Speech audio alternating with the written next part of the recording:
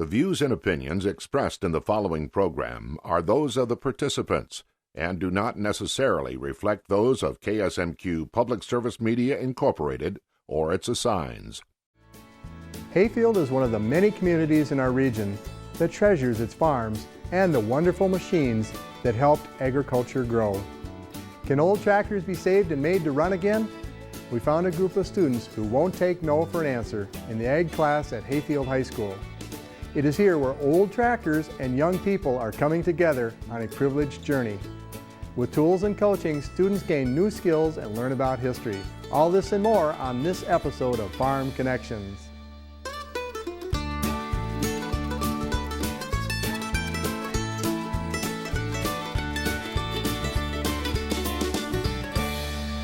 Welcome to Farm Connections with your host, Dan Hoffman. Farm Connections on KSMQ, sponsored in part by the Cedars of Austin, a senior living community. We even have a retired farmers club. Independent, assisted, and memory care apartments. Learn more at cedarsofaustin.com. Will Mahler, the ag attorney, has been representing dairy farms in Minnesota, Iowa, and Wisconsin for 37 years.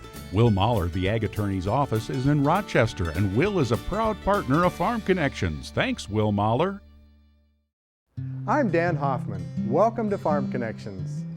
Old tractors in need of repair, students eager to learn. It's a powerful connection between the past and the future, and we found it thriving at the high school in Hayfield, Minnesota. Hayfield Ag students get hands-on lessons about how to restore old tractors. Engines, fluids, pumps, and powertrains, Hayfield students learn to make things right under the careful guidance of instructor Nate Thompson and mentor Charlie Utke. It's a skill that requires precision, patience, and plenty of parts.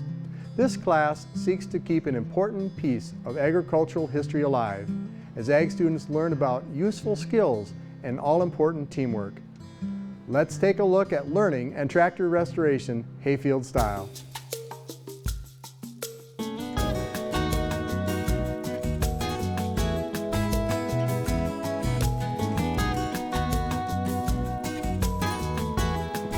We got four tractors in this program that they're fixing, and you know, you put 4 or 5 students together on one machine, they gotta learn to work together.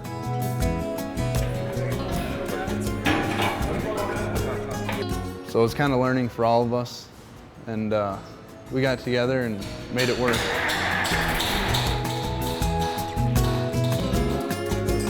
In society, we have to have the people that can think on the run. And by them bringing in their own project and not knowing what's wrong, they've got to figure out how to make this thing work. It's a learning process is what it is.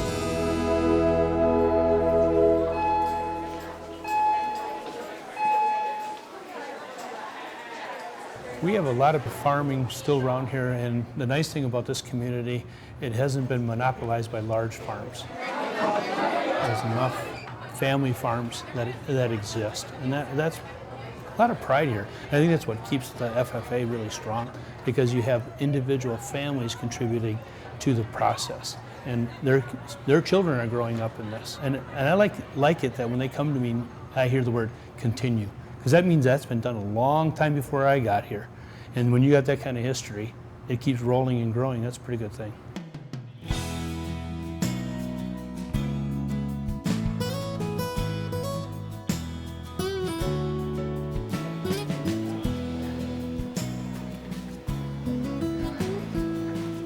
If I can have your attention, before we get started with, actually with class. We try, I guess, as teachers, at least I do anyway, to make sure that we've got an objective for the day. Okay, Noah. We kind of lay that out. What is your master plan for today's class?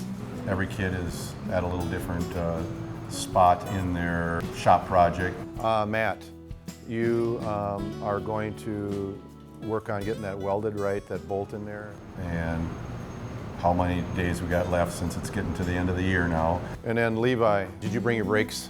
And then we come out to the shop and we actually have where the rubber meets the road, so to speak. Head to the shop.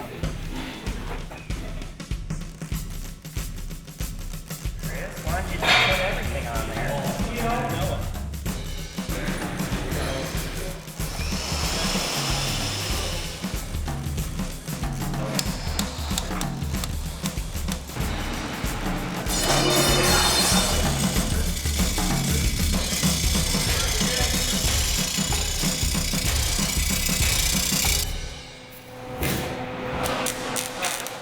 The industry needs people to work on this equipment, and you know, we all can't be bankers, secretaries, doctors, nurses. You know, the doctor and nurse, they take care of our body. We need people that take care of the iron horse, per se.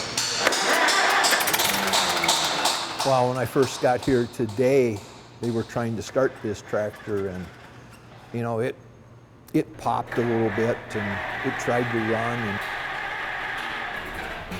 you know, we made a couple adjustments to the carburetor and tried it again, and it came to life, and you could just see, you know, satisfaction because it's running, it's breathing. So, you know, that was a major accomplishment for this group that was working on this one. It's a lot of learning. It's fun learning though. It just shows you how much technology is advanced and how important this stuff still is these days. So I don't know if it's going to work. What I expect to learn from working on this tractor is that it's okay to ask an older adult or even somebody younger than you. It's something that one person might know a little bit more than you in some spots, and you might know a little bit more than them in some spots. It's a learning process is what it is.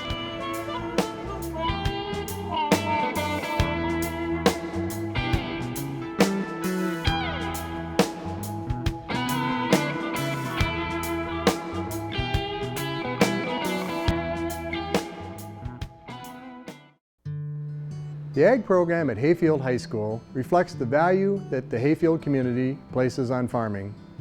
From a rich past, the Hayfield community represents a vibrant force in today's agriculture with new talent poised for success. How do students discover their strengths? Who welcomes them to the future? It's a collective effort led by Nate Thompson, FFA advisor and high school teacher at Hayfield Public Schools. Well, we started in the classroom and you got the class going, and then we moved into the lab. What's this all about? Well, a few years ago when we started the class, I guess it's more than a few years ago, about 12 years ago, like any other agricultural teacher, we're trying to get ideas, and I borrowed one from Chuck Larson up at Kenyon Wanamingo, who had more experience at the time dealing with tractors. And I said, so Chuck, how do you keep your kids focused on what they're supposed to be doing? He says, that's quite easy. You give them a project, you have them work in groups. And every student in my class has got a different tractor.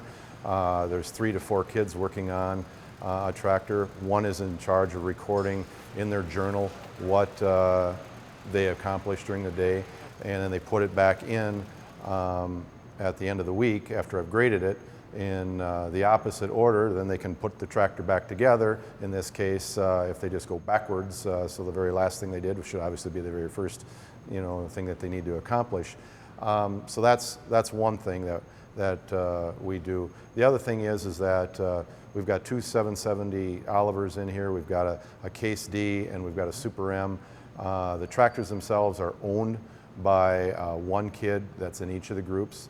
So the way I work it is that kid that's either the owner or the relative of the owner or the friend of the owner is kind of like the foreman, making sure that everything gets put back right. Ultimately, it's on his or her shoulders to, and yes, we do have females that take this class, that are on their shoulders to make sure that they learn. They kind of learn too that they've got to, you know, supervise, you know, different skill levels of kids, so that kind of helps out. And they can come to me and ask questions, so I'm not getting 14 or 15 kids all piling at me at once. So it's kind of a management style that I use, and it works quite well.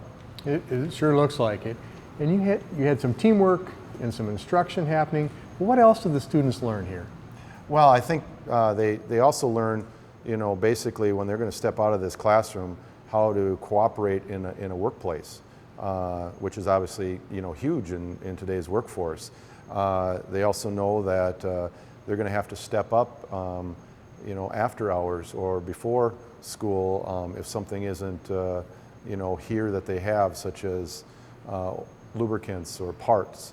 You know, they got to run and go get those things. And interesting enough, getting the bills paid for the parts, you know, on time, that it's not coming through the ag department or the school, that they have to go pay for those parts and have that ready to go, and then they get here and we keep going. So yeah, there's lots of management things that go on, teamwork, along with the skills that we try to teach. And of course, in a school setting, agriculture is part of the school, but do you partner with other programs, and how so? Oh, much more than a lot of people, I believe, think. We partner with the science department because there are, you know, with this tractor class, there's physics, you know, through the hydraulics. There's even things like when you're cutting out parts, we might even get together with the math department to figure out geometric shapes and, you know, and how big of a piece that we might need. And after all, they're the experts in those fields, and I can remember so much, but I won't say, but it's been a few years now since I've had geometry, you know, at the high school level or even at the college level. And English, you know, because you got to be able to spell and you got to be able to write, you know, neatly so that the next person can read what, you know, what they're being asked to do if the student isn't here for the day.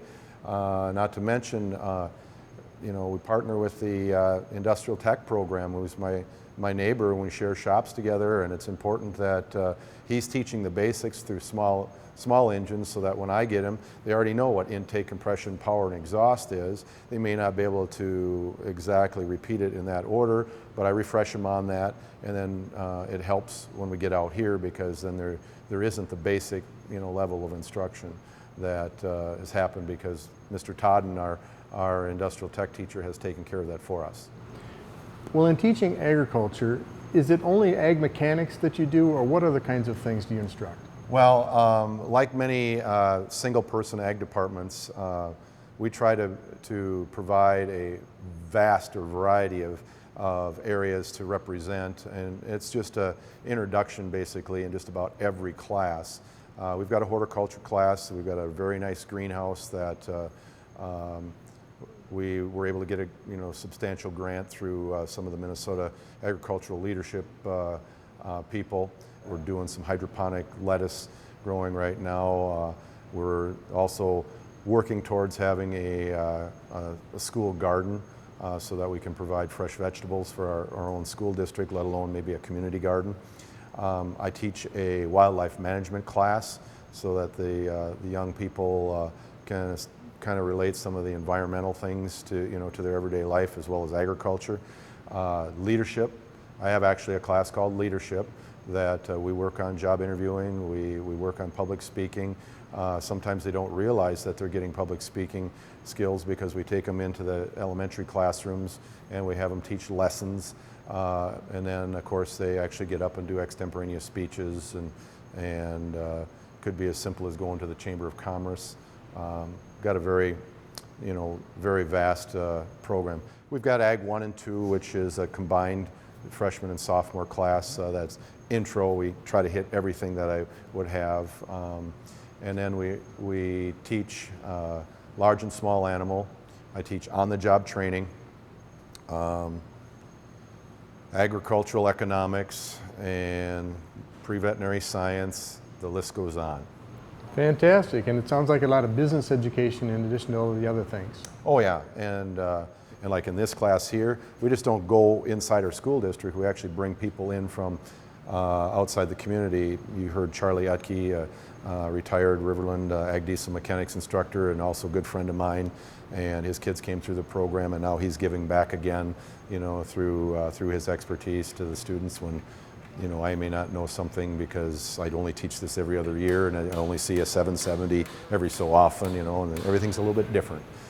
We've also got a very active, very successful alumni association. We've got a 20-acre school farm that they kind of help manage throughout the year for me. They help get guest speakers in to talk about the agronomy side or the plant science aspect of it. And it's just been a real blessing to be in this community because we're very, very, very supportive of our agricultural program in this school district.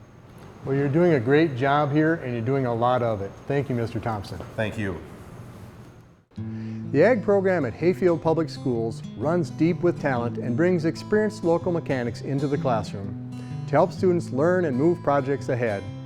Charlie Utke is one of Hayfield's mentors with a lifetime of experience shifting troubled tractors back into gear. Charlie, I watched as you helped the class today, the Ag Mechanics class, work on tractors. Why are you here? As I grew up on a farm, I went to vocational school in Austin and enjoyed the class. I went to work in a farm equipment dealer for 8 years, and one day I got a phone call that said, "You interested in teaching?" I don't have no college degree. Well, it don't make any difference. We want somebody out of the field.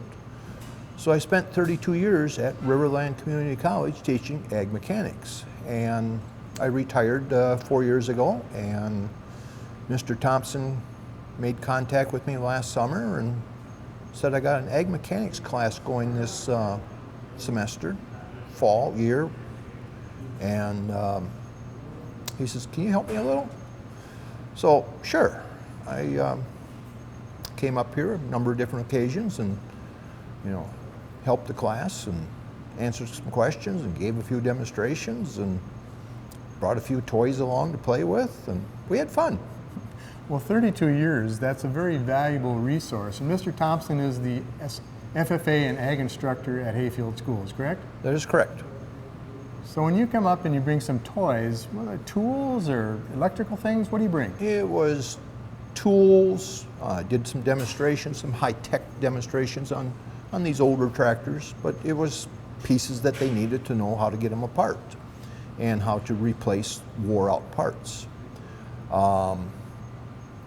When we were talking about crankshaft bearings, I still have wore-out bearings. So we brought wore-out bearings along and we talked about bearings.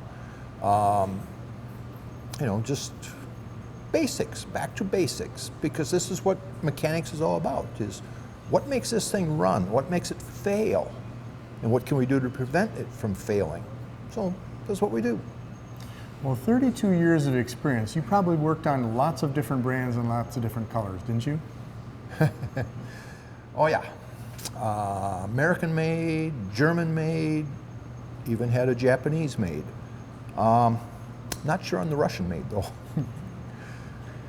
But there was, different colors, many different years of production too.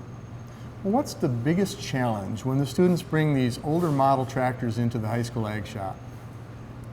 Challenge, getting them apart without breaking parts, because, well, let's look at this tractor behind us. This is 1952, 53 production, and you just don't run down the Napa and buy all the parts. You've got to research, and you have to dig for some of these parts once in a while, because they're not mass produced anymore. Well, in the early 50s, tell us about the model and the make of this tractor, Charlie. This is a Farmall Super M. It was made 1951 to, well, I suppose we could say 1953, because in 1954 they came out with what they called the Super MTA, that had a 2-speed shift-on-the-go transmission, and it also had live hydraulics and live power takeoff. As we look at today's tractors, I mean, this is where it all started. And today it's, you flip a switch, you sit back, and auto steer drives you to the other end of the field. Yeah, you still turn the tractor around, but then you flip the switch and you sit back and read the newspaper until you get the other end. But you love tractors, and you love mechanics, and you love oil, and you love working with young people. How does this help them with the modern equipment today? I think that having a good understanding of what makes this tractor run, we still got to make that new tractor run, and the basics start out here. The basics and the fundamentals. Yes. Yep. So they'll build on what you teach and what Mr. Thompson teaches here into the next program, whatever they do with it. Whatever they do. And, whether or not they go on to ag mechanics as a profession, or they become a blue collar worker, white collar worker. You know, somewhere along the line, they're going to buy a bicycle. They're going to buy something in a box, and you got to set it together. What do you got to use to set it together? You're going to use wrenches, screwdrivers, maybe even a hammer. You'll have to drill a hole. And yeah, it's hands-on. Well, Charlie, thanks for sharing the story with Farm Connections, but more importantly, thanks for volunteering with Hayfield Community Schools and showing young people an occupation that can provide for them for many years. Appreciate it. Okay, thank you. Hands-on learning. It's been part of the culture at Hayfield Public Schools for a long time. That's the lesson I got from Principal John Howe, who believes the high school ag program is a source of family pride in Hayfield. Well, this is great. We spent some time in the ag shop and we learned a lot. What's really happening here in your school? Well, it's nice that you came by because the kids are excited to show what they've been doing. They work very well with Mr. Thompson, and to have them be able to bring something from home, to bring it on campus, and then at the end of the semester to take it home and have everybody really proud of what they did, it means a lot to our kids. Well, it's the ultimate project, isn't it? Yeah. The kids is getting in there and having a lot of puzzling questions is what you want, because when they get out to the workforce, if they've already answered some of these questions ahead of time, that's what we want them to go out with. A lot of people are going to go out and dive in right away and have those jobs, and some of them are already doing that. How do you integrate the agricultural program with the other curriculum items in your school? Our agricultural programs, all the students take some courses when they first come into the middle school level from the elementary. And we broaden all their children's horizons in the 7th and 8th grade time to get them a taste of all these electives, because we don't want people to fall into a rut of, well, this is what I've heard, or my dad did this, so I'm going to do that. So we have everybody do the music, the art, the home economics facts pieces, the agriculture, the wood techs, all these pieces they're asked to do. So by the time they get to the freshman year and they start being able to choose electives, they've had a touch of everything. And it's interesting to see the children have difficulty narrowing down their choices. So for a small school, when I first came here, I was impressed by how many electives that they offer. And for the ag department to have as much as they do and work together with our woods tech, the metal person, with Mr. Todd and Mr. Thompson working as a team from time to time, that's pretty nice. That is nice. And to think about being an administrator in school, you have to watch budgets. Running an ag program that's hands-on and using other kinds of learning styles costs money. So why do you keep doing it? The big thing is the demand of the community. They want it.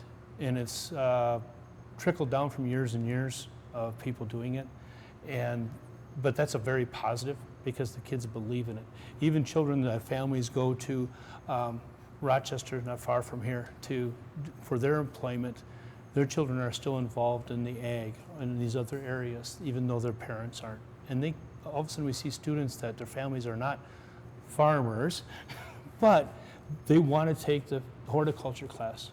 We've got students that have been through here today working on projects in horticulture that their families are not farmers, but it all comes out of our ag. And your ag program also has the FFA. Why is that important? FFA has been pretty strong through here for generations, and Mr. Thompson sticking with this community and having a number of years and a track record here of people being able to trust him, people being able to know that it takes more than him to work this FFA. It can't be just one person's baby. It's a lot of people behind that, and the people go out and support it. When our students go out and say, we have a project that we're working on, people step up to the plate and ask, how can we help? But the nice thing is, though, they make our students earn what they want. And that's another thing that Mr. Thompson and the parents in the community know that from being farmers, from people who know that you got to earn your keep. They hold our kids up to that. And so when they need something, they have to go do it too. Mr. Howell, thank you for letting us come into your school, sharing some things about the school, but most importantly, supporting education in youth. It's so important. Well, thank you, sir. Hayfield Public Schools are keeping their commitment to prepare tomorrow's farmers for continued growth in agriculture. Now it's time to look ahead and meet the FFA Student Leader of the Week. Until I was 5 years old, we had a small dairy farm. After that, we moved and we now run a 400-acre Red Angus organic crop and beef farm.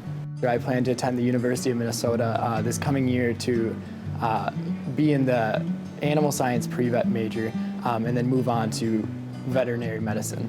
I've always had a love for animals and working with them and making sure they're cared for. Really, my brother pushed me to be an FFA. I didn't know what it was coming into high school as a freshman, and actually it took me until my sophomore year to give up my stubbornness and try something completely new to me. And that's where I really found my passion for leadership and service. I have become such a stronger leader, and I believe that more charismatic, being able to have people and inspire people and motivate people, those are definitely some of the major skills that I've developed through FFA. I didn't know what it was in store for me, and when I got into it, I just fell in love with it, and it's made all the difference in my life. And I couldn't be more grateful for getting into the organization because it's given me so much, and it's the reason that I've been as successful in my life as I am. Thanks for joining us. See you next week on Farm Connections.